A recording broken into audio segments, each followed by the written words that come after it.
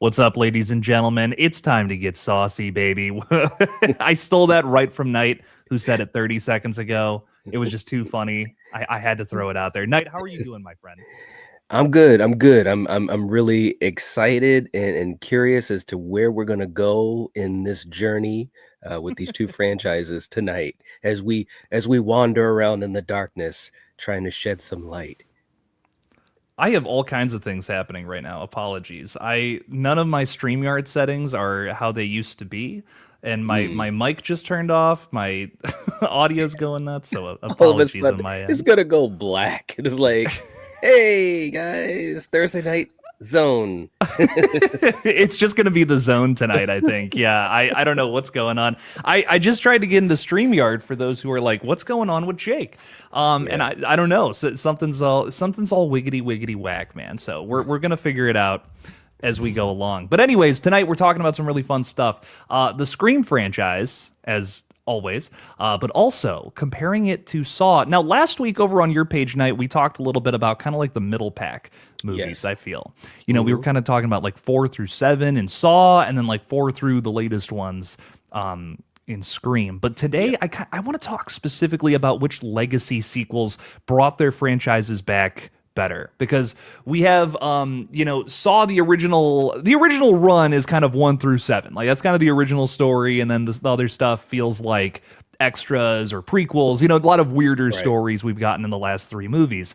Then Hmm. we get to the Scream franchise, and 1 through 4 kind of feels like the original storyline, so to say, and then you get 5, 6, and 7, which are kind of like the franchise was brought back. We're in the renaissance of Scream, so to say. That's right. Yep. Agreed. So I kind of want to break them. I want to break down both of those comebacks. Like which one came back better? Which one did the coming in a better way?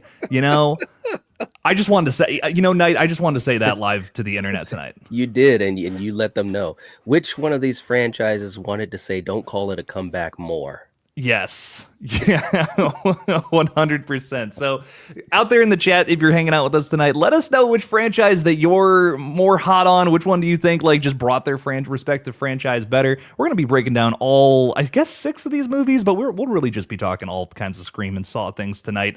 That's just kind of what I want to be the focus. Do want to say hi to some wonderful folks who are hanging out with us, though. We got Jacob Pacewell saying, "What's up, Jake? How are you doing?" I'm fantastic. You got a really cool name, my friend.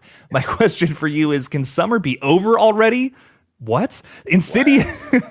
Dude, it's so cold here. You can't even make that joke. Like, it's Right. randomly snowing here again, and it's like, it's almost April. Right. I know. It's like I had snow the other day. I was like, "What's going on? It's time to get off of this."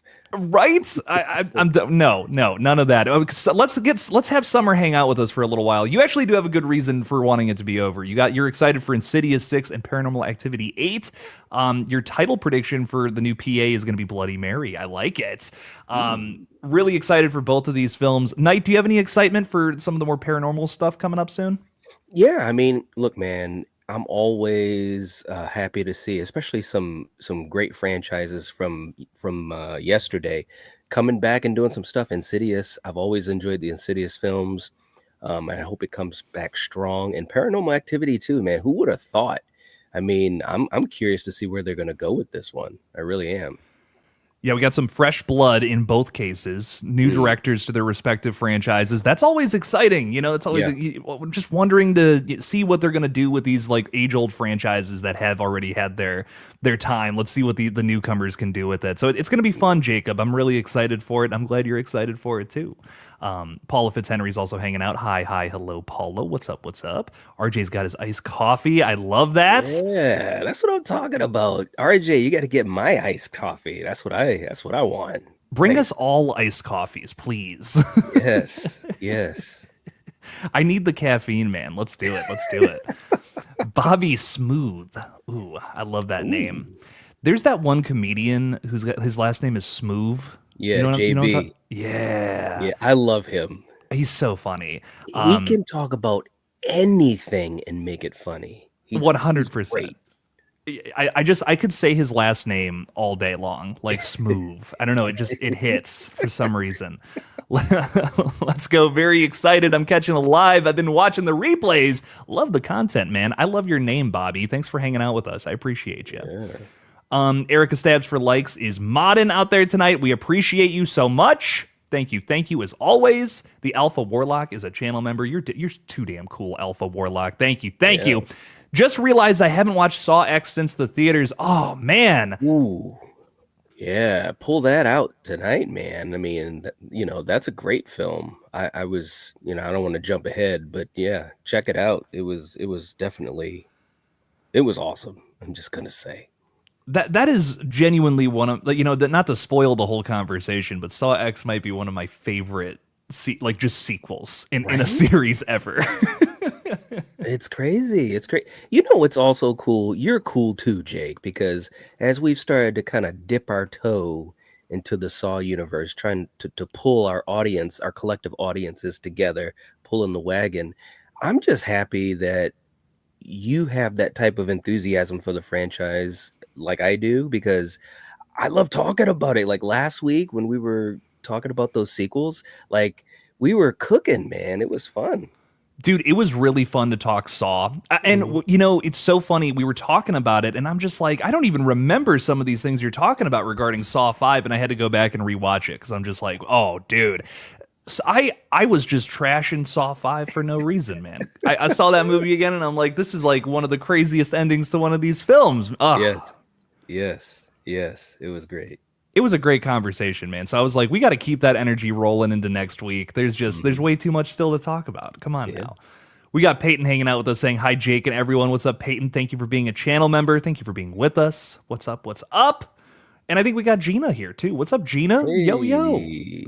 Send the like button some love. Give it a good old nasty stab right to the middle of the hand. That's where I feel like that's where a lot of victims in Scream get it a Oh, lot of the dude, time. man. It was such a great scene though with Tara, man. Like when she got stabbed in 5, the look on Jenna's face was like amazing. Like you felt it. You really believed in her. And so that's part of what made the opening in 5 so effective for me.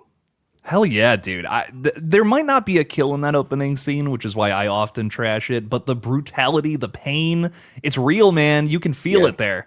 Hmm. That leg snap just has stuck with me too. I think Yeah. that's another thing about that scene that hurts. That's right. No, it's great. I do love that quite a bit. We got Silver Princess out here throwing 5 out there. Thank you so much for the super chat. Really appreciate it. Saying, oh my God, Jake, my video is nearing 400 views. Let's hope it gets there very soon. Silver Princess did a video rewriting Scream 7, things that she would want to see in the film. I thought she had a really good idea regarding specifically some dream sequences. I thought that was a cool idea. So Yeah.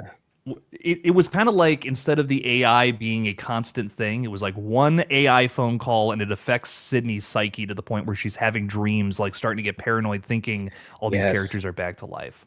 Man, and I'm not gonna go down that road, but when we were talking about possibilities for this film, that was some of the stuff that we kind of were kind of saying, man, that could be kind of cool, and lead it, because we kept saying, how is Sydney going to be affected by AI calls or FaceTimes or whatever? She's not going to believe it, or she's not going to believe it from everyone that was supposedly coming back. So how could it be effective? And that was one of the things we talked about, somehow just being traumatized in a dream, or maybe even something in the real world, being drugged or hurt or whatever, and then her mind is playing tricks on her, type of thing. So that's awesome, Silver Princess, seriously. I'd be down for that. You could have some cameos in there, and maybe, I don't know, maybe they do hit on some things we just didn't see in the past that way. I Yes. that's what I kind of wanted to see from this movie more than anything. Have those characters come back and learn something new about them. If you're Yes. bringing back Scott Foley and Mm. David Arquette, I want to see another scene with them interacting with everybody. Not goth emo Dewey, who's all Yeah. sad and listening to My And Chemical Romance now. right. Yeah, that definitely, yeah. That was rough, man. I was like, what are we doing here? It did make me laugh though, so I'll give it that. Yeah. Silver Princess, thank you for the 5. Roman is the strongest Ghostface, by the way. Silver Princess always has to make that point, and I love it. It Yeah. terrifies me a little bit. Oh, and you're staying this time. Wow, I appreciate that. This is a rare occurrence. That, guys, so many crazy things are happening tonight. I'm smiling ear to ear. Y'all are making me too happy. Too great of stuff. Okay, but let's break this down. Let's get into Scream 5 a little bit. Let's start there because that's a fun one. And you know what? It's apropos because Radio Silence, their new film, is in theaters right now. Ready or Not, Ron 2 Hick is what I'm calling it. I I'm so excited for that this weekend. But you know, Yes. one of their first big breaks, like moving into franchise films, was Scream 5 after the original Ready or Not. How do you feel about this one, Knight? Well, I think with Scream 5, and I've talked about this a little bit, you know, I think there was some great stuff in it. I really do. You could tell that they had a lot of care and respect for Wes and the legacy of these characters. Um, I did have some issues with a little bit of the balancing for the new characters. I just felt like I wish we could have gotten to get to know them a little bit more, like Wes and obviously Liv, and of course we didn't get much of anything of Vince. So it's like, well, that that was kind of a wasted opportunity. Although there were deleted scenes for sure.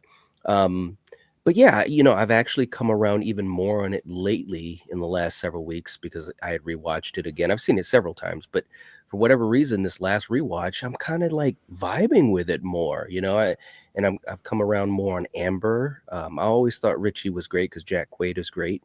Um, yeah, so I'm pretty high on 5. 5 is above 7, bro. And if you remember, even a couple of years ago on a lot of Lethal Collectives, I had 5 really really at the bottom, but 5 is above 7 for me right now. 5 has got a rough start. You know, that's kind of how I feel about it. It's got some Yeah, cool moments in those first 45 minutes or so, but overall, I don't know if it introduces the characters in the best way. I think yeah, it gets a little too meta for what it's trying to do, and I guess that just doesn't work as much nowadays, where it did back then, because I feel like there was a lot of horror movies being made with some campier, cheesier dialogue, and you look at some of the big contenders in horror nowadays, that's just not really the case. yes, So to do that, it just feels a little too like you're trying too hard to be like the old films, and I think those first 45 minutes of this film, I don't know, it doesn't work. And then as we get into the back half, things start to tighten up a little bit, and yes. that's where we start to get into some crazy shit. I mean, killing Dewey, I never would have thought they would have done that. That was a huge surprise, and it broke fans' hearts. Yep, And yep. frankly, I think that's kind of a good thing. You know, I want to feel more emotions from my movies just in general. This is a good way to wrap up his story too. I mean, you can't write a more poetic death for Dewey Riley, saving strangers he just met. I mean, that Hmm. is Dewey through and through. Yep. The other thing I'll say about it is I really do love the killers and their motive. It's another reason why I think this one has grown on me. Yes. Seeing especially a part of the fan base get really toxic over the years, beyond this film, it's weirdly one of those things where I feel like Scream 5 is very ahead of its time. I think we're going to be looking back on this film just like how we do with like 4 and 3. And we're like, you Hmm. know what? There was some pretty cool and interesting stuff there talking Yep. about fandom just in general, internet culture Yep. and how that can get really toxic. So, 5, I said this in my ranking video of it recently. I'm like, this is going to be a movie that I think moves up my rankings as time goes on. Yeah, I mean, the motive, I mean, Scream 5 was basically, acting like Nostradamus because, just predicting how fandoms can shift and so forth. So the motive was really good. And I thought the killers, they listen, I just bought into the killers. I mean, again, I'm not gonna, you know, point the finger at Scream 7, but these killers, man, they were entertaining too. I mean, again, Amber, I mean, Mikey just went off the rails after the reveal. I was radicalized, and when they It's so good. they throw the what was it, the sanitizer in her eyes. It's sanitizer, like it was entertaining. It really was. And Richie was great. And it was great seeing, you got Sydney involved, you have obviously Sam involved, and it was a lot of cool stuff. It really was. I've said that before. I think the the reveals of this franchise, like it's not able to fool us as much as it used to, at least the hardcore fans like all of us that are immediately trying to figure out who is Ghostface. But the journey to that moment and what happens after that moment, I think, is what can elevate a film. And 5 is a great example of that. Yeah, oh, 100%. I think this is a movie that I think not only it does succeed at a certain point, again, rocky start, But I also Yeah. think it really does.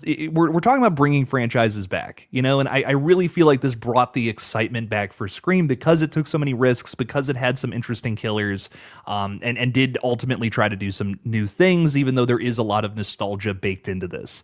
Yep. So I'm happy with 5. I'm happy with the way that this one brought the franchise back because it really has sparked excitement with the series again. I mean, the last 5 or 6 years has been insane covering it here, and it's just been nothing but fans raving over what's to come next. Yes, exactly. Yeah, yeah. It's been a roller coaster, but it's been Yeah. fun. It really has been fun. It's been fun, man. So a 5, I think we agree. Like this was a good comeback. It It came on was. the back all right. I'm not going to stop making that joke all night. I can't help it. It's too much fun. Dude, you better hope that this doesn't get clipped out, man. I'm horrified. Yeah, this is going to be trending on TikTok or something soon. They're like, "What is Killjoy Jake talking about on his streams, man? This guy's crazy." YouTuber Killjoy Jake goes all the way. I will be starting my OnlyFans tomorrow. Please Right. hop on. That would be great. Anyways, moving into, we got to bounce over now to the Saw franchise because there's just, there's all kinds of things to talk about with Jigsaw from 2018. Jigsaw is such an odd movie. It came out, right at that time period where requels were starting to be a thing. We were starting to look back on some of these franchises that we really hadn't had in a little while. And it has a little bit of that energy, but it's more a prequel. Like it is just I guess that's the twist, so to say, but Yeah. it's something, man. What do you think about Jigsaw? Well, listen, I've kind of gone back and forth on Jigsaw quite a bit over the years. I think that there was some good stuff in it. It definitely has a lot of the Saw DNA in there. Has some really cool characters. I felt as though, and I think we mentioned this a little bit last week, there was definitely like this uh, brashness to it. Like the opening trap is the one with the girl and the two guys on display. It looks like I don't know, like the opening of a store, with glass that you could see in or whatever. But anyways, it's a trap right there, and it just seems kind of mean spirited is one way to put it. Um, but I also thought to myself, well, wait a minute, this is what we're doing with the traps now. You know what I mean? So yeah, I don't know, that kind of caught me off guard a little bit. Logan kind of as a central character, he was interesting.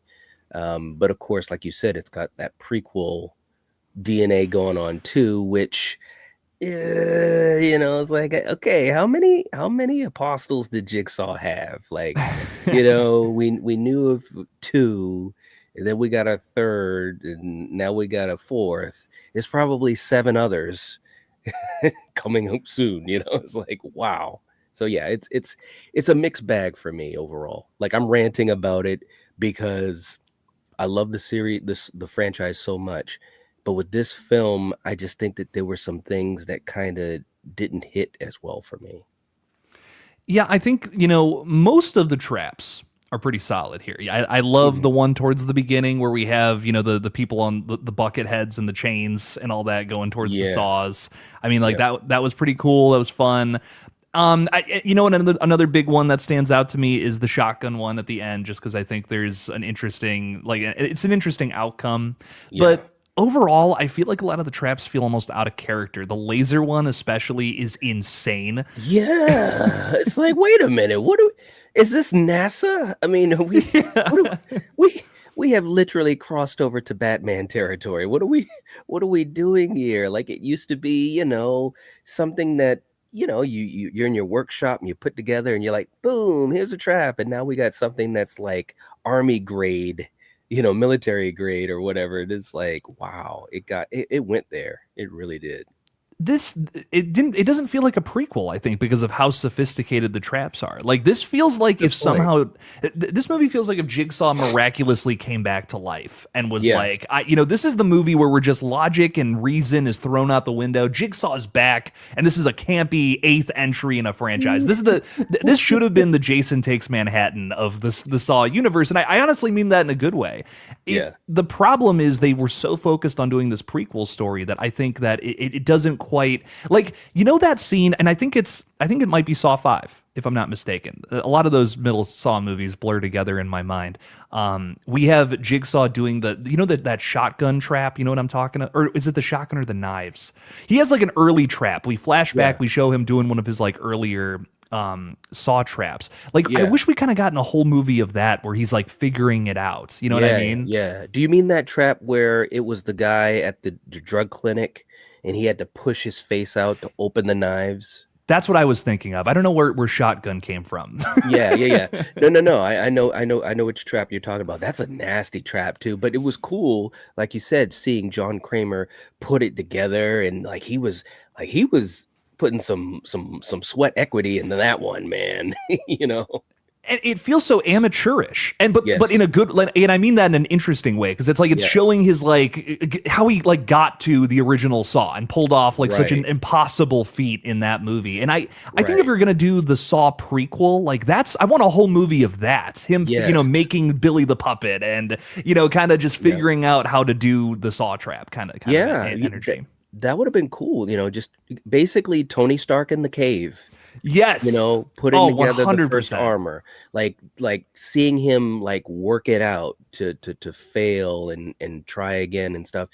It reminds me so much of, how in the Alien franchise, we had Alien, obviously the classic, and then they came out with Prometheus, which was a prequel, but all the tech was like 500 years better. Like the Right. spaceships looked all sleek and everything was all crisp and clean, and it's like, what the heck, how is this going to happen before the Nostromo was like, a beaten down bucket, and so forth in space. So it's a similar type of thing, and I agree with you. I actually never really thought of it quite like that until you said it. So that's a great point, man. I think you're right. Jigsaw, it just doesn't feel like it has that older prequel energy because the traps are so much further ahead than what we saw in the first couple of Saw films.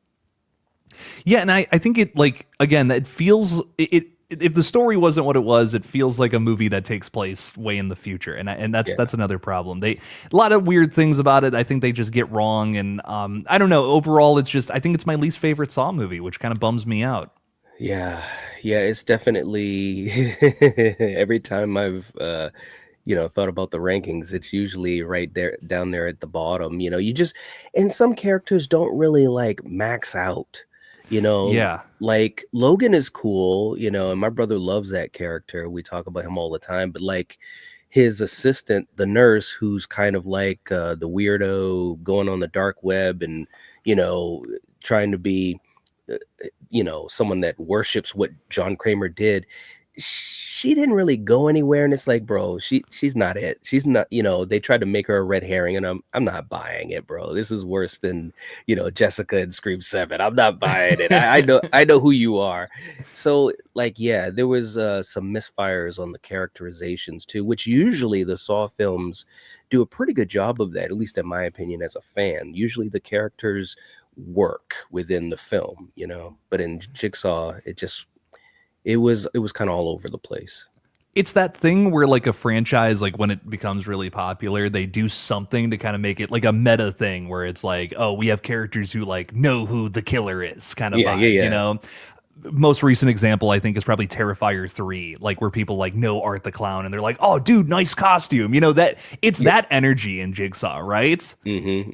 Absolutely. And yeah, I don't know if it works too well. I don't hate Logan as a character, but again, like how are you going to do a movie like that and not have Amanda in there or Mark? I don't know if it makes sense timeline-wise, but it's like you're never going to get better than those two for apprentices. It's so true. There was something, they just had lightning in a bottle for some reason. Amanda was such an organic character because, she was that reverse bear trap, survivor. So you automatically had a link to her, and also thinking that, okay, she survived a trap, she's gonna better her life and all of that. And of course, seeing how things played out in Saw 2 and then 3, you really just latched onto her. Shawnee Smith was great in that role. And as we talked about a lot last week, Costas Mandalore as Hoffman, what a great addition.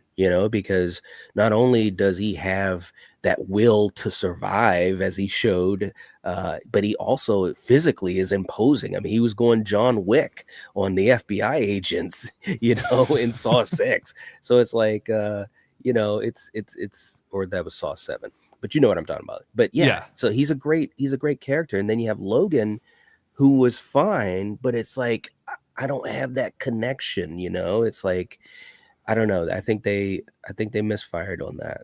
He's kind of a less interesting Hoffman. Yes, much less interesting. Absolutely. Yeah. Yeah. Yeah, I think that's the thing. If you're gonna have an apprentice character, you can't make them even remotely comparable. They're gonna just they're gonna be a victim of comparison. I think, and that Yep. Logan kind of falls into that trap. Mhm. Trap. But Jigsaw, I don't know if it brought the franchise back all that well, but I will say it did spawn more sequels. I mean, if we never got Jigsaw, I don't know if we would have gotten the next two. And there's one especially where it's like, I'm so glad we got that movie. Yes. Yes. Agreed. So I gotta give Jigsaw some love there at the very least. Peyton is throwing $5 out there saying, if we're talking requels, we need to talk Halloween 2018. That started this crazy horror thing. Others, like I know you did last summer in Candyman, other ones, Final Destination Bloodlines.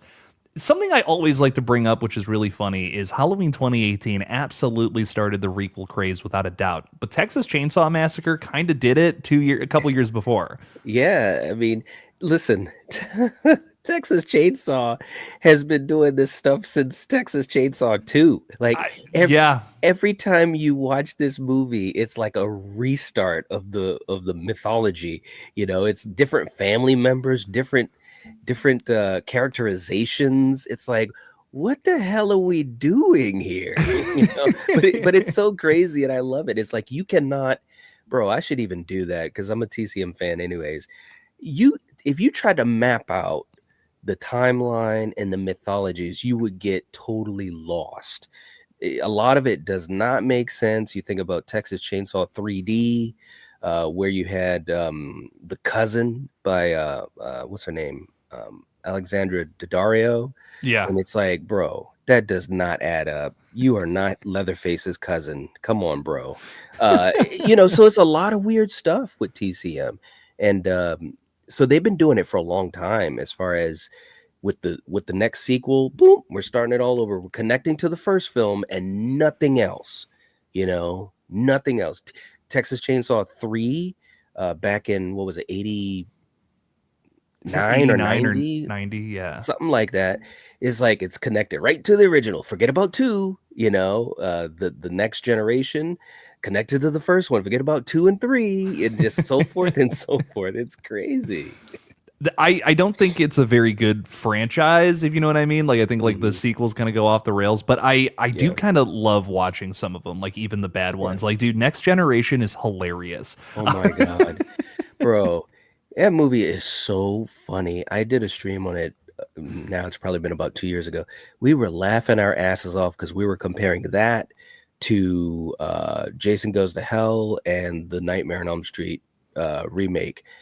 And as much as you can criticize those other two movies, TCM by far was the most outlandish. I mean, that Yeah. scene where Renee Zellweger is like, "You sit the fuck down," and then Leatherface is like, "Rrrr." It's like, that really happened in the movie. What are we doing?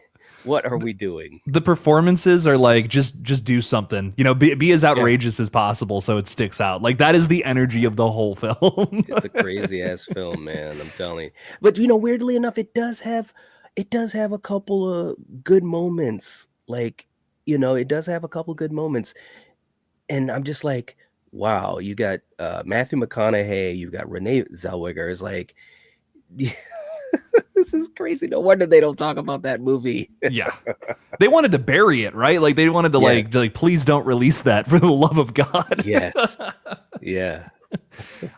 I will say, but one other thing I'll add about requels, Peyton, is I bring this up a lot just because I think it's really interesting. Nightmare on Elm Street 3, Dream Warriors, it's a requel. Like go back and watch it. It is 100% like modern day how we do requels. It's exactly the same. You bring back, the legacy character who wasn't present in the previous film, and she's got a whole new group of people going through the same thing she did in the original flick and helps them get through it. Yep. It's a requel. I mean, it is the same energy, and I kind of love it for that. It makes me like Yeah. Dream Warriors weirdly more. Yeah, man. I mean, they acted like two never happened, bro. Like, Yeah. forget about that crazy one. And yeah, I mean, it worked out well. I mean, it was, listen, if Elm Street 3 failed, then who knows what would have happened to Freddy Krueger, you know? Because 2 was so divisive and it was so wacky.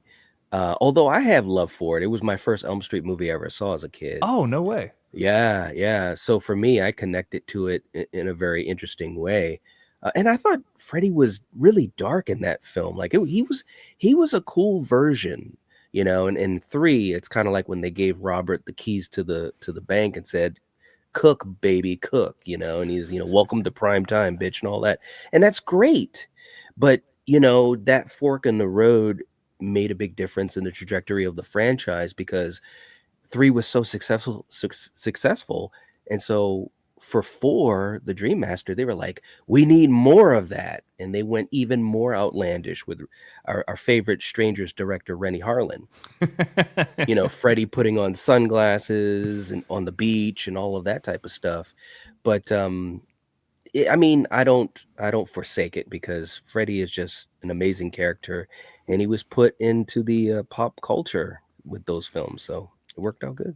It is kind of because of 3 though. You know what I Yeah. mean? Like 1 was a huge hit, and it built New Line literally. I mean, oh my God, we wouldn't have that studio without Nightmare on Elm Street. But I feel like 3 was the one where it was like, okay, this is like he's an icon now. Like this Yeah. is way too weird and different from everything else. Gotta love Yeah. it.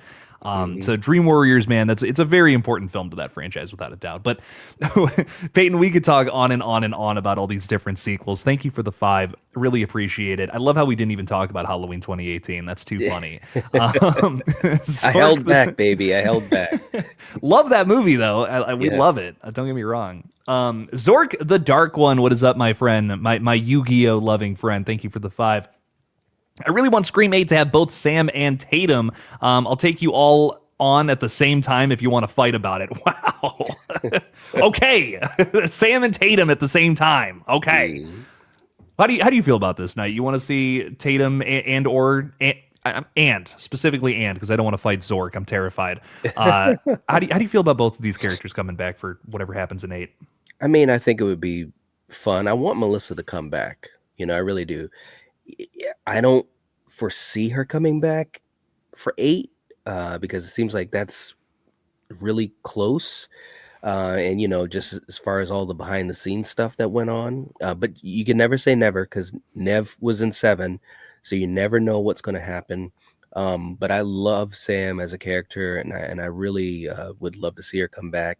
And yeah, if she was in there with Tatum, and if I guess Sydney would be there too, that would be great. I mean, hell, man, at this point, based upon what they did with 7, they might even be thinking about stuff like this for 8. They're just like, look, let's just open the box of Cheerios up all the way and keep that nostalgia bait going because, I mean, nostalgia it puts butts in seats, and nostalgia can be good if done right. Yeah. So who knows? But yeah, I'd love to see Sam come You back. we hear me talk about I shit on nostalgia quite a bit on this page, but truthfully the only reason I'm frustrated with how it's done, and I'm just frustrated with the way it's executed because it Yeah. feels lazy. You know what I mean? It's just like, well, if we just have this element in there, people will come to the movies and see whatever we've made, and Yeah. that's what I don't care for. It's that energy that I see in a lot of modern movies, and it just feels really like lackadaisical, really just like we don't give a fuck as long as we get these characters, as long as we sign some contracts with some people from the past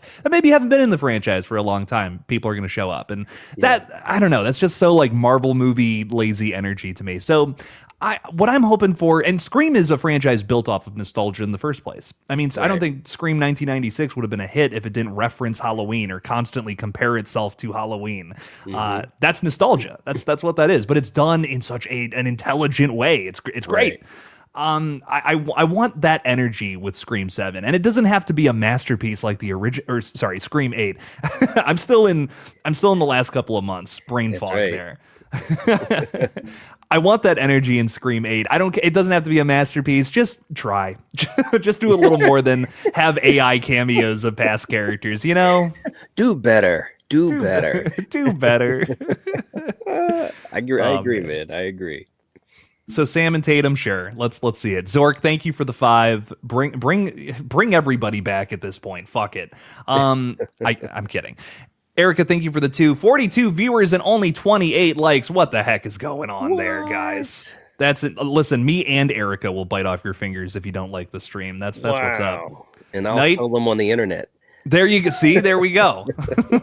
Uh, I hope you heard that, guys. Don't want your fingers being sold on online yeah, to sketchy people. Thank you so much that's for the right. 2. I appreciate it, Erica. All right, let's dive into Scream 6 though. Probably next on the chopping block here. Knight, how do you feel about the sequel to the requel? Well, here's the thing that's so funny because once I got out of the theater for Scream 6, and of course we talked about it ad nauseum, for the collective on all of our channels. I really enjoyed it a lot. And as a matter of fact, I felt as though it did a better job, and I still feel this way. I think it did a better job with the characters as far as giving people space to breathe and having some cool arcs. I think that Sam, Tara, and the twins were handled much better in 6, just because you can have that breathing room. And we still had other characters, and we had legacy characters like Gail and Kirby. Gail, not so much. I don't think they handled Gail very well, but the attack scene, which should have been a death scene, uh, it was great. She was great in that wonderful scene. And so, anyways, I'm ranting, but Sam especially, I just thought, man, this is a final girl I'm ready to hang out with for a couple more films easily. Like, she just came through in the clutch. So yeah, 6 had a lot of great stuff. I mean, I'm sure we'll talk about some of the other things. The reveal was, yeah, of course it's me. It left a little bit to be desired, but I think I was having so much fun with the film, and it had this like hard hitting pace that I think that kept it above water for me. So, there was a time, and I don't even know right now for sure, but there was definitely a time where I was like, okay, yeah, this is a much better film than 6, than 5. And I don't know, maybe I still feel that way, but I enjoy 6. I really do. I do too. I think it definitely has, like, at least for me, I think the character work is the best here in terms of the latest 3. I Sam Carpenter, this is where I feel like I really fell in love with that character. Yep. The core 4 in general, I feel like have this rapport now that maybe we didn't necessarily have in the previous film. I mean, I don't know. It's been done a million times before, but when it's done right, it works. Having these group of characters come together, all having that collective trauma, and they have to get through this together. They have like a language, I feel, that the other characters in the group don't necessarily understand, and I Yeah. kind of love that. Like, that's great. Like Danny trying to get in on the core 4 high five at the one point. He's like, Yeah. this is not for you. I kind of, there's something about that that's like, it enriches these characters, and I feel like we actually kind of lose that with Chad and Mindy moving into Scream 7. It's another thing I was kind of like, Yes. oh man, I miss that. I miss them being like core 4 and I vibing know. together, trying to get through all that. Yeah. That energy is kind of lost here in the next one, but for a brief moment there, there was a little bit of that in Scream 6. Love the kills, man. I think this is the most brutal Ghostface we've gotten. I think 7 maybe upped the ante there a little bit, but in terms of like feeling like a Scream movie, doing the Scream style chases and kills, I feel like this was like the most brutal attempt at that, which was nice. Mm. I love the I like the way that New York is used too. That's another thing I feel like people commonly cite as a thing they did not care for with this flick. But I feel like if it was like Jason Takes Manhattan, like, well, I guess that movie didn't really use New York either to its advantage. Ain't that the truth? It's on a boat the whole time, right? But We're on a boat.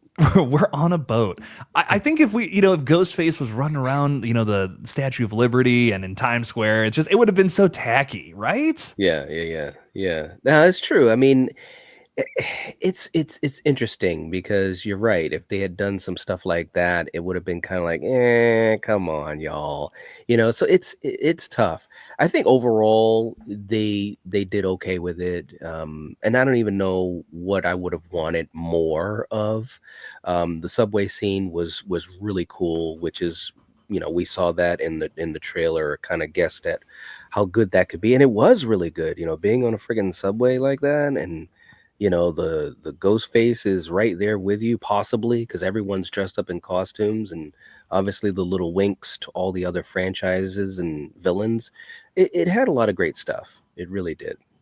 It did. I think it had some fun moments. I feel like it just felt like such a big event, when Yeah. it came out. And I still feel that Yes. way watching it now. Like it's like, oh man, this was like such a big moment in the Scream franchise, at least for me. And again, a killer reveal is disappointing. But I do think we get some like decent Ghostface performances out of it.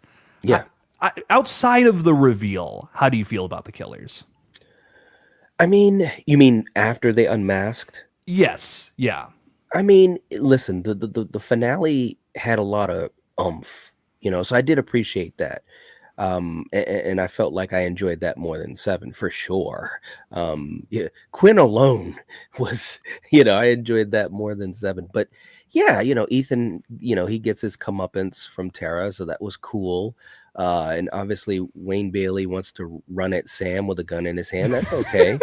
But it was oomph. You know what I'm saying? Like it's got the blood flowing, so I appreciate that aspect of it for sure. And then of course, look, having Sam come out in the full Ghostface costume, ripping him apart, and then just taking off the mask, and Melissa's just so amazing.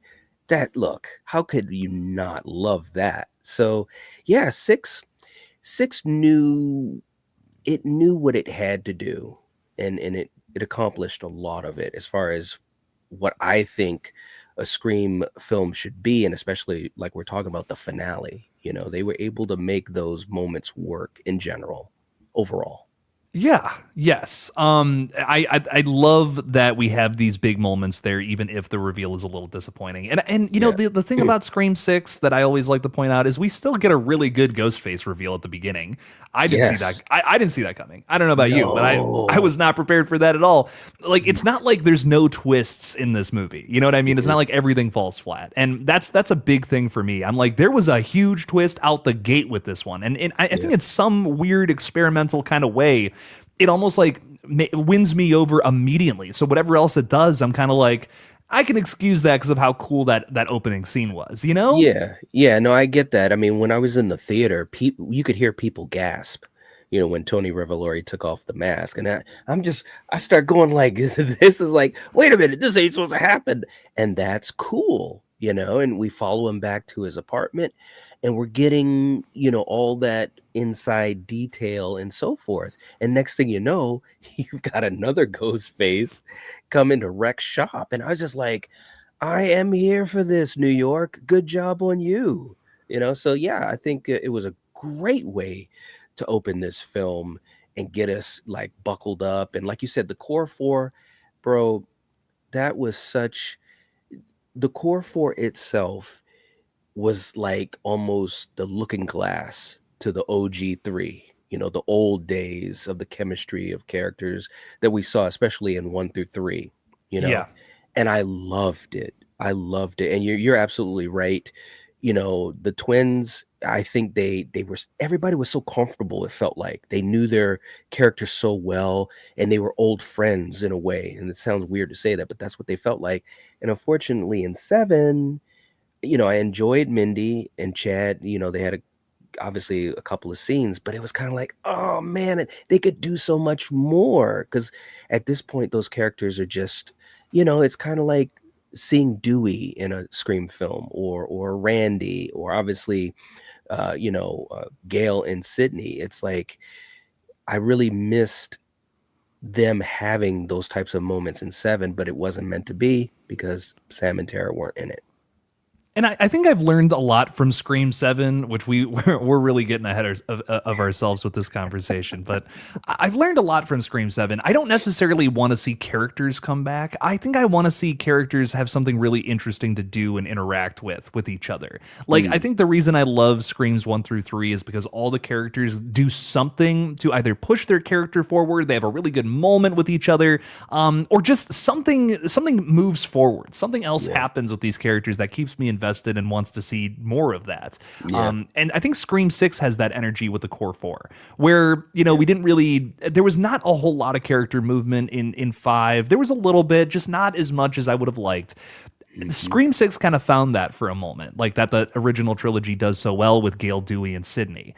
I think that was another big thing, that Scream 6 just felt like the most like Scream out of these 3 movies for me for that reason. It captured those little elements of what was so great about the original trilogy while also being modern and doing its own thing. And I was like, that is punk rock and Scream as fuck.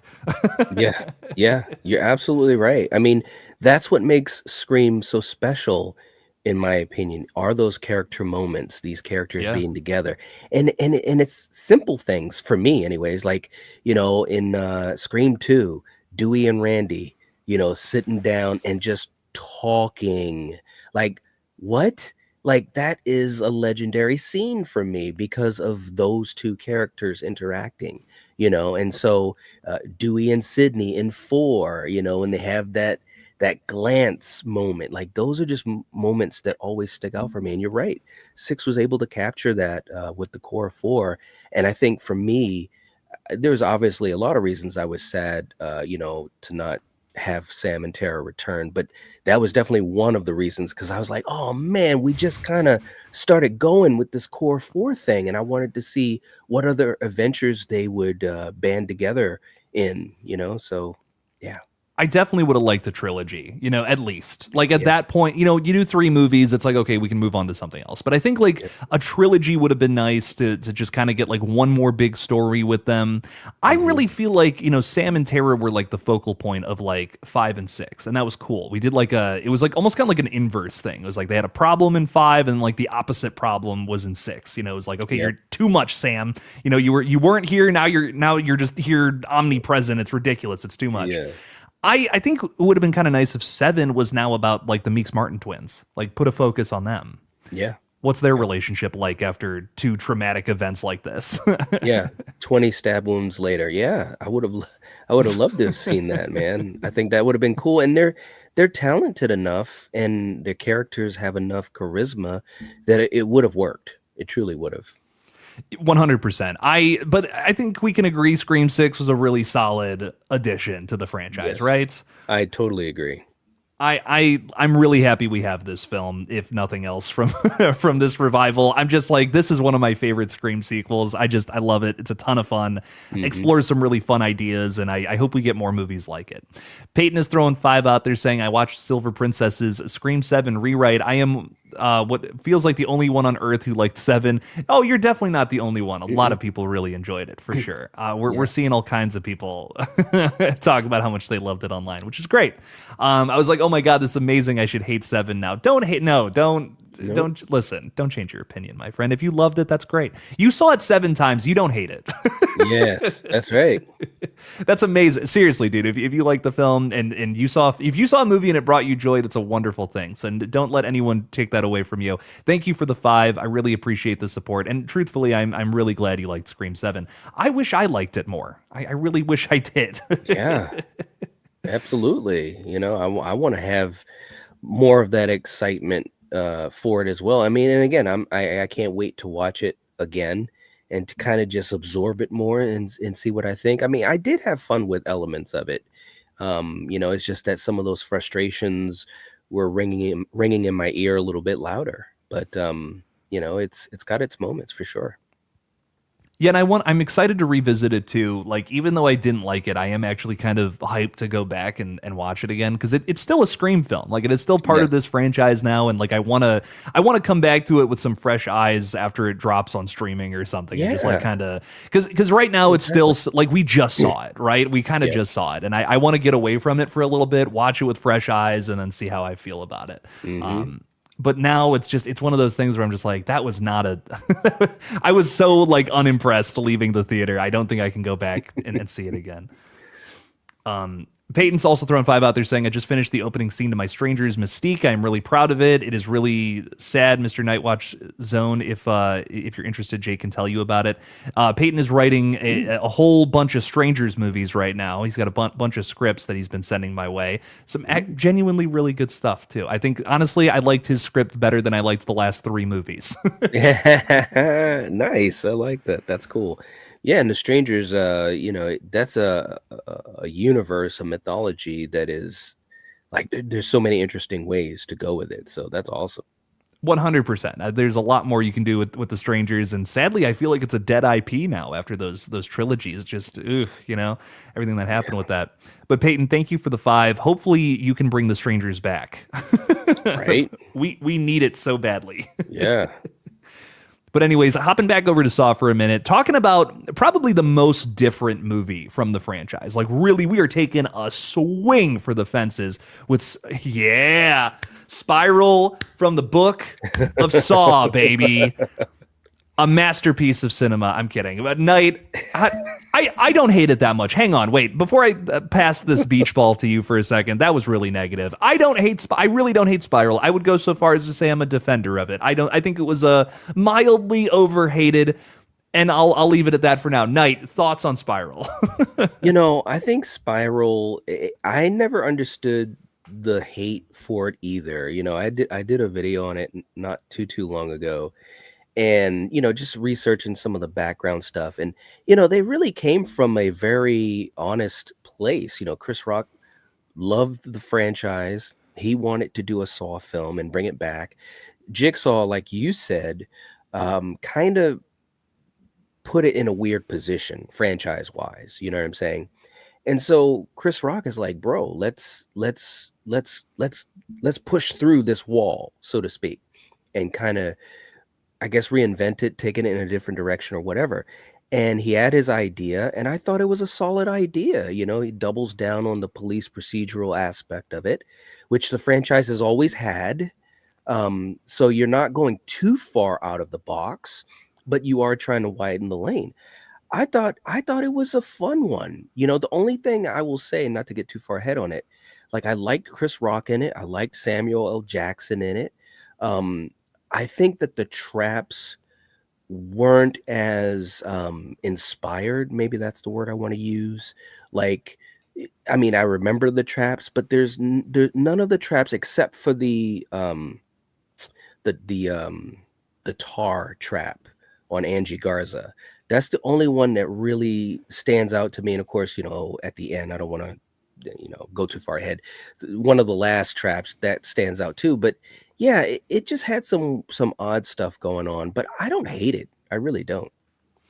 I agree. I think I agree with that a ton, because I think there is some brutality in the traps, which is nice. But yeah, like in terms of like how this applies to the characters, I feel like it's nowhere near as thought out as some of the previous entries. I'm particularly fond of the subway one, though. I have to say, the tongue coming off, that there's that quick shot where like he does bite his tongue off and and starts to drop, but he still gets hit by the train. That's insane. Like, that's a pretty good. The thing that really turns me off from the traps, though, the voice. It's terrible. Yeah. The hello, detective. Like, it's like, it sounds like a bad like Instagram filter or something, like a voice filter or something. I just don't. It's not meant. There's no menace to it. Where Tobin Bell's, hello, time to play a game. Like that's terrifying. You know what I mean? Yes. Yeah, I mean, the voice is definitely, they zigged when they should have zagged. They really did sweat over trying to figure out what voice to use. And they had another voice that was even, I guess, a higher pitched voice. And they said it sounded too kid-like. And so they kind of, fell on this one. So they definitely knew that they were climbing a mountain trying to, stand up to what Tobin was able to do, and even Costas, to be quite honest. Costas has a great Saw voice as well. But I agree, that was a poor choice, and so it kind of just, again, this is all dominoes. Once you mess up on the voice, it kind of takes you out of the trap a little bit. And of course, the traps in general weren't as inspired. And so, yeah, it's too bad. That part of it is too bad because it doesn't feel as intense and gritty like the other films. Even Jigsaw, at least Jigsaw, you had that, I want to play a game, and yeah, and they also kind of struggled on how far away from John Kramer they were going to go, and you could tell that they were kind of zigging and zagging. It's like, bro, either connect it to John Kramer or don't. And I think they were struggling with that decision. I really wish that we had like I get that he's a Jigsaw copycat. That was kind of Yeah. the whole vibe of the whole thing. But I kind of wish there was something about Max Minghella character that was connected to Jigsaw. And I don't know what that Yeah. would have been. Like a thought that's gone through my brain a few times is like, well, what if he was working with like Mark Hoffman, who's revealed to be alive? You know what I mean? Something like that where Spiral could Yeah. have been that continuation to 3D. You know what I Yes. mean?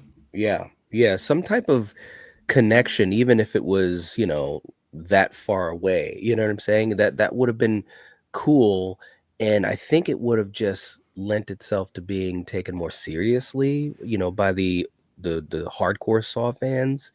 Um, because yeah, a lot of people, they weren't happy with it. They really weren't. And they were prepared to continue that story. I guess they had an idea for a continuation, and unfortunately, we'll probably never get a chance to see it. There is two more things I want to hit on with Spiral because I just feel like I feel like there are genuinely some good things about this though. I really like Chris Rock. I'm I curious do how you feel too. about you like Zeke Banks? Zeke was awesome. I mean, I kid you not, man. Like, I was like, oh my God, Chris Rock needs to do more movies like this because Yes. it was the type of thing where he's in a horror movie and he had kind of that intense Chris Rock energy, but it was I guess you could say toned down away from the comedy, but he was still funny and able Yeah. to able to crack on people. Like it was a really cool balance that he was able to have, and I was just like, holy crap, he's like. I love the character. I truly did. And his whole arc, his struggle, in that police precinct and kind of being quote unquote the rat, and nobody was really backing him up and so forth, and so he had a lot of pent up uh, guilt and anger and rage and grief and all that, and so it was, bro, it was a good story for a character in a Saw franchise. It's like, wow. It's I think the big thing that wins me over to Spiral is the character work there. Like he feels Yeah. like a hard-boiled detective, and what you were just saying about like his backstory, like the whole precinct kind of hates him because he's kind Yes. of become this outcast. And I don't know, that really works for me. Like it almost feels like Seven, or like, you know what I mean? It almost has that energy about it a bit. I love it. I don't know. There's elements about Spiral that aren't great. I think Max Minghella is obvious. Like I Yeah, mean, way too obvious. it's genuinely the worst twist in the entire franchise, and that's really unfortunate.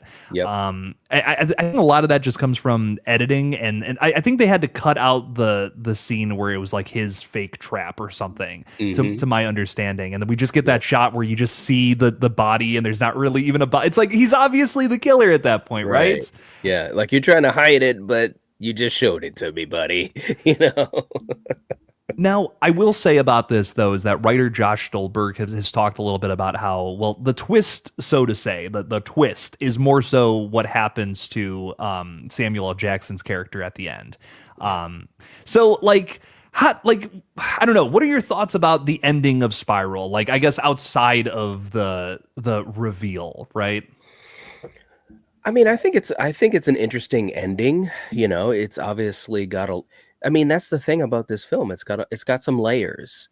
And the whole idea of police corruption and how far it went, and how people tried to bury it. And of course, you've got this character that's basically like, you're not getting away from this. Everyone's gonna pay. And I dug it. I really did. And for Zeke being in that situation, with Samuel Jackson, with his father there, it was like, as it was starting to happen, I was just like, No.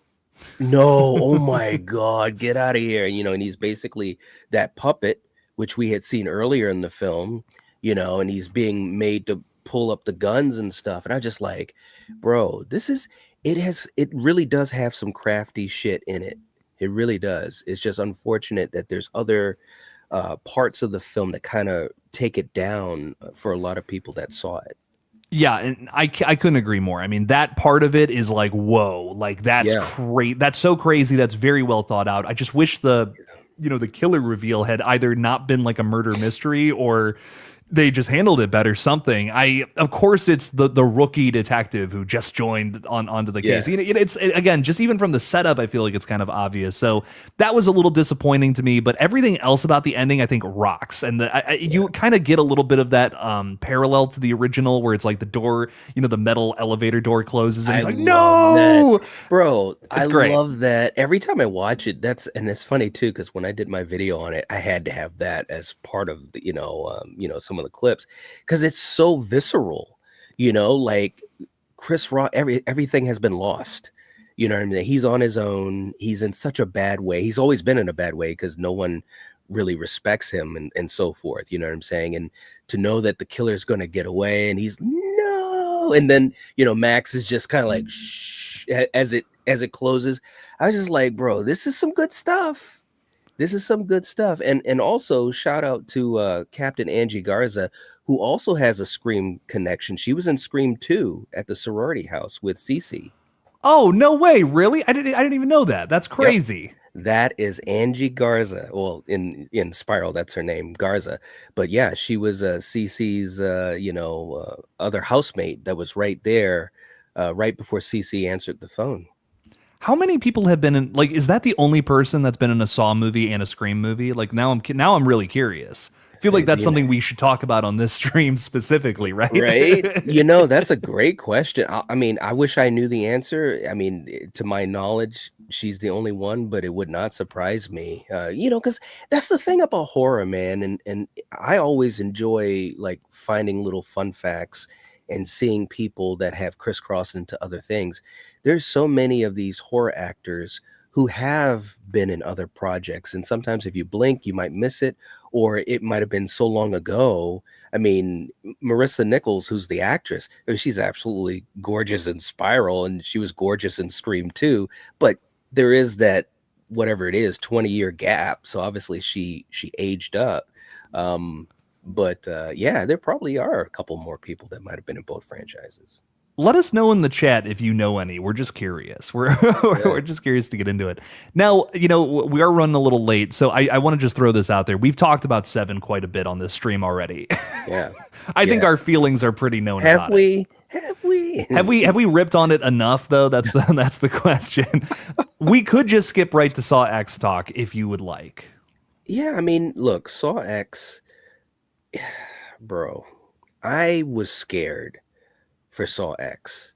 I was excited, and I talked about it. I mean, I think we all kind of talked about it a bit on our channels, from the collective. But I was thinking to myself, man, this could go bad, because with Spiral not doing well, it felt like the franchise had kind of lost its identity. And so when they said, okay, Spiral is going to be, in between 1 and 2, and I was like, huh, well, who would have thought? I mean, that's kind of interesting. And it was so far, into the franchise. It's like, man, I wish they could have done that earlier in the franchise. But Tobin was the key. I said, well, Tobin's going to be in this film, hopefully front and center. I said, if he is, and I remember saying this on streams, if he is front and center, we got a great shot for this film. And sure as hell, this is the most John Kramer and Tobin Bell that we have ever gotten. Hell, there was more John Kramer in X than there was in every other Saw film combined. And I really think that that's part of the ingredients that made Saw X so enjoyable for me and for so many people, including critics, Jake. Critics liked it too, which was so cool to see. I think Saw X is, yeah, it's just particularly impressive that they were able to bring back this character who has been in like literally all of the movies, just not with that much screen time, not with that much focus on who this character is. Yeah. And we do that in entry number 10 for the series. Yeah. Like it's such an insane and unique situation. I think that's what makes Saw X something just so unbelievably special. I know people who say that's the best one. I have heard that from plenty of people where they're like, that is the best Saw movie. That's my favorite one because we actually get to dive into those characters, like not just John Kramer, but also his dynamic with Amanda, who I feel like is his most like personable apprentice. Like his relationship with Mark Hoffman feels more business, right? Yeah. Yeah. Where and that's actually kind of perfectly showcased in X because he makes that phone call, right? And he's like, oh, we're gonna need, I love that. That's awesome to me. I think honestly, I know people wanted more Hoffman from this movie, but at least we did get the greatest line in Saw history from him, of course, which was a epic bad luck. So Right, I know. I can't complain about that. I mean, that's so great. I was cracking up in the theater, man. I was like 10 out of 10. Excellent moment. I was too. As soon as I saw him, I was like, it's him, it's him. I'm looking over at Corey and I'm like, they brought him back. And I was, man, look, I mean, you know it. I love this franchise so much. I love Tobin Bell. I love Costas Mandylor. I love Shawnee Smith. And when they had the stinger with Hoffman right there, I was hyped up and I'm like, bro, what's going to happen in the next one? And of course, they had an idea and yeah, then unfortunately it fell through the cracks. So it would have been so awesome, dude. But yeah, I just don't think that movie's happening anymore, which is a shame. No. But we'll always have Saw X. They can't take that away from us. True. It's true. I mean, that gave me the hope for any franchise. It basically proves that any franchise can hit a home run, late in the franchise. I mean, you're talking about the 10th film and they were able to put it together. And like you said, some people they enjoy that the most out of all the films. Some people say that's their favorite sequel, and I can't argue with any of that. It's great. I really love it. And I want to bring up something that you were talking about earlier about the traps not being as well thought out. I feel like here, especially, the traps are very thoughtful and like kind of call back to things from before, which is great. Like we literally, probably the most obvious one is we have the brain surgery trap, which is like, it's so mean spirited in a way. It's like, how is this guy ever going to do like pick out a piece of his brain in like 2 minutes? What? That's crazy. Yeah. No, the traps, they got back down to brass tacks, as I like to say. They did a great job with the traps, and even with John in the trap at the end. I was like, what are we doing? Like, they found a way to have Jigsaw in one of his own traps. That's great, Dude, I love that. There's almost this humility with that moment. You know what I mean? Yeah. You're like, oh my God, has John Kramer actually been thwarted for once? Like, where is this going? And no, it's all part of the plan, kind of, right? Because it's like there is an element to it where it's like, oh, they're kind of working on the fly with that, but they still end up getting what's her? I already forgot her name. It's been so long since I've seen it. Oh, the doctor, the fake doctor? The fake doctor. What's her name again? Oh, man, it's going to kill me. Yeah, that is going to haunt me too. I can't remember. Because I feel like if I don't bring her up, Cecilia Peterson, thank you. Thank you, internet. If I don't bring her up, I would be truly doing you all a disservice. Talk about such an excellent kind of villain, right? Because it's kind of just this is a movie of villains, is what it is. But man, Cecilia Peterson is fucking evil with a capital E. So much so that I want to root for John Kramer more than anything because of this foil, right? Yes, I mean, I think that was the magic sauce for it. Is that you had this character that you totally were like, bro, you suck, and made John Kramer sympathetic. Is like, what are we doing here? This is amazing stuff. And Cecilia, definitely, man. Even at the end, it was just like, oh man, I want to see what's going to happen to this character, Dude, keeping her alive was brilliant. Can I just say that? Like, I was like, no, you cannot. She cannot still be alive. That's nuts. Yep. They learned from Saw 3. they learned their lesson from Saw 3, because so many of the creatives of the franchise have literally said killing John Kramer in Saw 3 was the biggest mistake that they ever made, like literally killing him. Like if they had him in a bad situation and kind of faded off, like with his future unknown, like they could have done things with him. You know what I mean? But they said killing him off in 3 was the worst decision they made. And so I think they learned from that and they were like, yeah, we're not gonna totally kill Cecilia off because she's great. She's a great villain.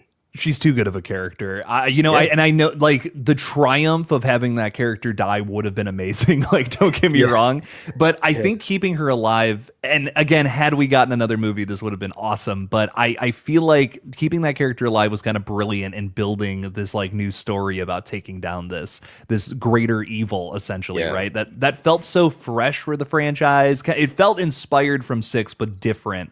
And I don't know. I just that was that it's forever going to be just one of those great movies that sadly we're just not going to get a continuation to. Yeah. But I don't know. Maybe one day. You never know. Anything can happen. James, it's in good hands with James Wan. I think I am excited for Yeah. Saw 11. I am. Now, I briefly want to touch on 7, and then we'll just quickly talk about the future of these franchises. Don't Kill Me, Mr. Ghostface is saying, with Scream 7, I just don't think the kills match the killers. How does a former Google tech kill people? What do you think about, just real quickly, about the Scream 7 kills? You know, I enjoyed the kills. I think that was one of the stronger aspects of the film, Ghostface attacking and killing people and how Ghostface moved and was shot. A lot of homages to Michael Myers for sure. Yeah, I think the kills were great. Ghostface felt like a combination of Ghostface from 4 and 6 to me for some reason. I don't know why, and I could be totally off with that. But yeah, the bar kill, that was just I was just like, come on, what are we doing? Like that's a strong Ghostface lifting up somebody by their head. This is Michael Myers territory. But in the theater, it got a lot of oohs and ahs and applause. So yeah, I think the kills, I enjoyed them. They were a little hammy, a little over the top, I'll say. The opening scene, man, lighting someone up and burning them on fire, man, that was just, oof, just crazy stuff. But yeah, I enjoyed them. I think had it been Stu, I would have been fine with how brutal the kills were. I feel like that actually kind of would have made sense in a way. Yeah, Like for it to be like an experience, someone who's experienced doing these super brutal kills, because like it's a mom and, like you said, a Google tech. Why are we killing people like Art the Clown throughout this movie? It's right. insane. I love the kills in the movie. They're fun. But yeah, they don't match the killers, and that was just another. I think that actually made it doesn't take away from the kills themselves, but I think it Yeah. takes away from the third act, because it's like, well, that doesn't really add up, Right. Yeah, I agree with that. Feels like there's character in the way that people die. There's personality, I mean, in the way that people die in some of the other Scream films, which is kind of fun and interesting, and like maybe even lends itself to a clue. But there's not really any of that in Scream 7, so that makes me a little sad. I agree. Don't kill me, Mr. Ghostface. Thank you for another 5 saying, I do like Josh. Sorry, Josh Kramer. That's his little brother. John's speech to Hoffman about treating the victims with respect, and Hoffman saying, "Why do you care?" Yeah, I remember that. That was one of those scenes, excuse me, where they had Timothy in the wheelbarrow setting up the rack from Saw 2? No, Saw 3. I'm sorry, Saw 3. And Hoffman was, the physical guy, obviously, and he's, wheeling Timothy around and just dumps him on the ground. And, John is like treating the victims with respect. And yeah, that was a great scene. John and Mark, all of those conversations to me were money, because it was 2 totally different ways that they were looking at their work. And John was trying to show him the ways like Obi-Wan Kenobi, and Hoffman just didn't want to really buy into it that way, which was Yeah. interesting. It was an interesting dynamic, and I truly wish, and of course we don't know what James Wan is going to do, but I truly hope that we get a chance to see a little bit more of that relationship, because it was very interesting. 100%, and I hope we get to explore that a little bit here. Honestly, if he's just bringing back John Kramer and not the apprentices, I will be a little disappointed. Yeah, yeah, That's kind of the rumor right now, is that it's just going to be Tobin Bell, and I'm just yeah. like, that's great, but come on, get the whole family in there, baby. Right. Yeah. but but we'll see. We'll see where it goes. I love that speech. I love their difference in opinion. I feel like it flavors those characters so well. Hmm. And that's why I love Hoffman so much, is because it is interesting to see a guy who kind of just wants to kill people, just wants to kill the assholes out there. I'm Yes. watching Dexter right now, and it's Yeah. it's all about that. Like, it is just all Yeah. that. It's that energy through and through. So thank you for the 5 again, my friend. But just to close this off, talking about the futures of both of these franchises, I Hmm. think we love them both a ton. And, these movies are, in terms of quality, ups and downs all over the place. But for the future of these franchises, which one do you think? I don't want to say, I don't want to compare them, but let's just start with Saw. What do you think the future of that franchise is looking like moving into 11? Well, I mean, I have faith in 11, because James Wan is back in the driver's seat. And he's literally said, John Kramer, is has to be in this. Tobin Bell is John Kramer, and Tobin is Saul. So I'm pretty excited about what he's going to do for this one. Beyond that, I don't know, man. It could go into some interesting directions, and we talked about that a little bit last week. You still got Gordon, and Hoffman has not been shown dead. So if you really wanted to, go nostalgia route, you could bring these characters as the forerunners for the franchise moving forward in time, so we'll see. But it definitely has, I feel like it has a lot of gas left in the tank. And X, like I said, did well, box office wise, and critics loved it. So I hope that Saw is going to be around for a long time. It's one of my favorite franchises. I totally agree, man. I want to see some more Saw. I don't feel there's a fatigue with it, even after 10 movies, which is crazy to say. Like, they could make another 10, and then maybe we'll have that conversation. But Hmm. as of right now, I want more and more and more of Saw, man. Bring it on. Scream 8, maybe a little bit of a different conversation. But what are your thoughts moving into this next one? Well, I mean, they've got they've got the opportunity to do some really good stuff. The question for me is, which direction do they go? Are we going to continue down this road with Tatum and Sydney and explore more, especially with Tatum? That kind of lends the question of, okay, we're going to bring the twins back. What about Gail? And if we do that, what kind of story are we going to tell? Like, is it going to be connected heavily to Seven, which is what a lot of us thought it might be because of the early talk of Eight? We were all thinking, well, it must be some type of, closely related story. I I think that's what I would want to see right now, because I feel like I want to see a Scream film with these characters that pops a little bit better for me. Having only seen it once, to be fair. But ultimately, the franchise, it can go in so many directions because Ghostface can be anybody, anywhere, attacking anyone. So as long as you can have some good characters and a cool murder mystery and all of that type of stuff, like you could go on for quite a long time with this franchise. It's not like I feel like there's a lot of ideas they could still explore, right? Like, Oh yeah. there's it's not like we're out of ideas for Scream. I feel like there's a lot of different ghost faces that could pop up and go after different kinds of people. Yep. So I hope that whoever takes on Scream next, it sounds like Kevin Williamson might not be doing it. They look at it with fresh eyes and a fresh perspective. Just give us Yeah. something we haven't already done in the series and take it down your own path. It doesn't need to be the greatest thing ever, but just do something that fits Scream, fits that mold, and hopefully it's effective. Yeah, I hope so. I really do. It's again, a legacy franchise. To me, part of the big four, and I want to see it survive. I want to see it flourish. I want to see some good entries. There's so many great memories, through all of these films, and so hopefully eight will be able to do some great stuff. That's all I want. I want a great Scream film. You know. So Yes, yeah. I want a great Scream film too, man. That's a great note to end this on. Guys, thank you so much for hanging out with us tonight. I greatly appreciate you all. Please go subscribe to the Night Watch Zone because he's pretty damn cool. Do you got anything cool cooking up coming out lately? I'm just swimming along, bro. You know how it is. I've got a couple of things I've been working on in the background.